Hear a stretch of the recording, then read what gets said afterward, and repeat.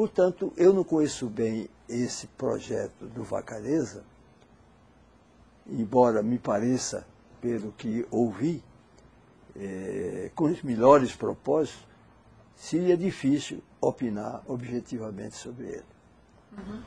Mas falando assim, amplamente a respeito do Congresso Nacional, tem um perfil predominantemente político e partidário. O senhor acredita que um instituto dessa forma pode fazer uma CLT melhor para os trabalhadores? A consolidação da lei de trabalho, ela ainda pode ser alterada para, ou merece ter algumas alterações, porque ela pode ser aperfeiçoada. Nunca no sentido de restringir direitos, mas ao contrário, de consolidá-los, de ampliá-los. O que acontece é que, mais uma vez, voltamos ao ponto inicial, é que são direitos formais, teóricos, cuja implantação, cuja concretização depende da postulação inviável, porque a postulação, o ingresso na justiça, significa desemprego. Então, há uma inibição.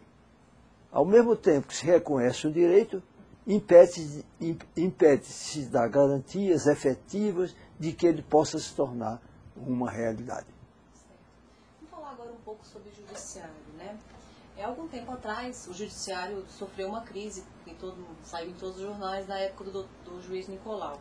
Mais recentemente, tivemos alguns magistrados envolvidos na Operação Hurricane. O senhor acredita que isso são casos isolados ou o judiciário tem vivido alguns períodos de crise?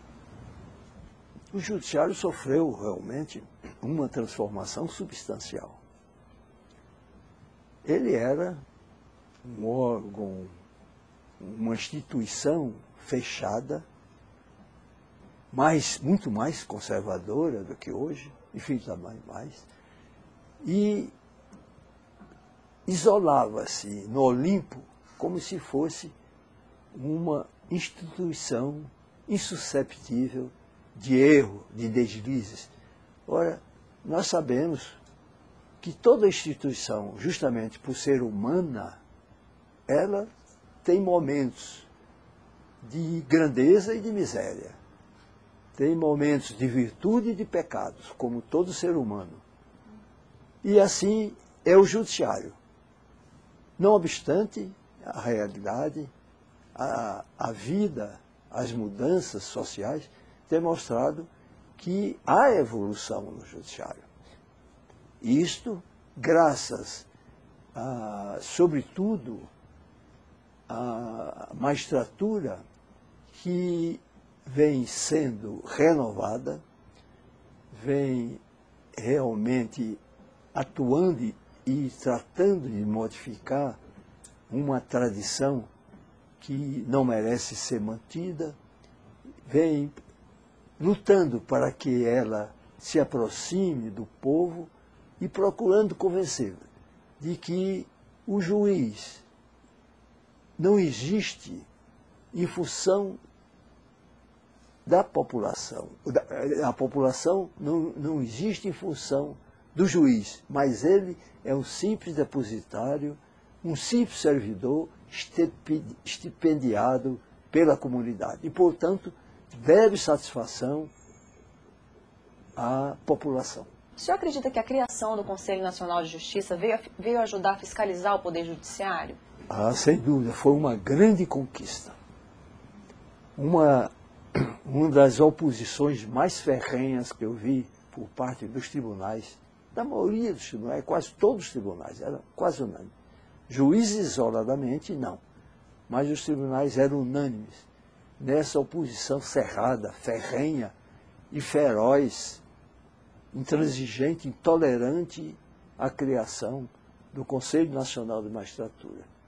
Foi uma batalha longa que, afinal, tornou-se vitoriosa. Por que juízes temiam fiscalização? Era um estranho, havia algo de suspeito, e sobretudo com a agressividade com que eles tratavam os partidários do Conselho Nacional de Magistratura. Hoje temos aí essa realidade e já se verifica que, embora seja uma instituição nova, um órgão recente, já está atuando de maneira eficaz, contribuindo para a moralidade, para a seriedade, para a fiscalização e para a realização realmente de uma gestão e de uma administração financeira saudáveis. Como se ouviu, à época da criação do CNJ, a posição da ANAMATRA, que defendeu a participação externa no CNJ? Para os advogados e para grande parte dos operadores do direito, professores, etc., realmente foi uma atitude merecedora, digna de aplausos e que muito contribuiu, afinal, para a concretização, para a aprovação do Conselho Nacional de Magistratura, que hoje está aí e aceita até por alguns daqueles que antes eram adversários dela. E que a integram até, alguns deles já integram o Conselho Nacional de Magistratura. Falando agora hoje do STF com relação ao direito do trabalho. Olha, surpreendentemente, o Supremo Tribunal Federal, não raro, em julgamentos de recursos trabalhistas, eram recursos extraordinários à época, mostrava mais sensibilidade social do que os tribunais trabalhistas. Quantas vezes reformavam decisões da Justiça do Trabalho no Supremo Tribunal? O que acontecia é que a apreciação dos recursos trabalhistas pelo Supremo Tribunal Federal tornava o Supremo numa quarta instância da Justiça do Trabalho, porque ele julgava exatamente os recursos com base nos permissivos legais que eram os mesmos do Tribunal Superior do Trabalho. Então, imagine-se a Justiça do Trabalho, que por sua natureza devia ser a mais célere de todos os ramos do judiciário, era exatamente aquele que tinha mais uma instância do que só, não havia outro com 3 instâncias. Era, em geral, era Tribunal de Justiça e Tribunal de Recursos por último. A Justiça do Trabalho tinha 4 instâncias, porque tinha, a época em que não havia uma terceira instância, a Justiça do Trabalho tinha o Conselho Nacional do Trabalho e o Tribunal Superior do Trabalho. Então, formavam 4 instâncias, enquanto os outros tinham 2 instâncias. A Justiça Ordinária tinha 2 instâncias. Era um paradoxo. Nos dias mais atuais, você acredita que o Supremo, então, realmente está fazendo o seu papel também de efetivar o direito do trabalho? Olha, excepcionalmente, o Supremo hoje opina sobre o direito do trabalho. E nas poucas ocasiões que realmente tem se manifestado, continua com aquela ótica social, com aquela sensibilidade que mostrou no passado. Haja vista a questão do acidente, dos danos morais, do acidente de trabalho, da aposentadoria por tempo de serviço, etc. Qual a opinião do senhor a respeito da súmula vinculante? Eu sempre fui contrário à súmula vinculante. Acho que ela é uma deformação e é um cerceamento à livre convicção do juiz. Ela interfere na própria jurisdição, na liberdade de julgamento. Portanto, nega o princípio fundamental de toda a justiça, que é o da liberdade de pensamento, da liberdade de interpretação do julgador.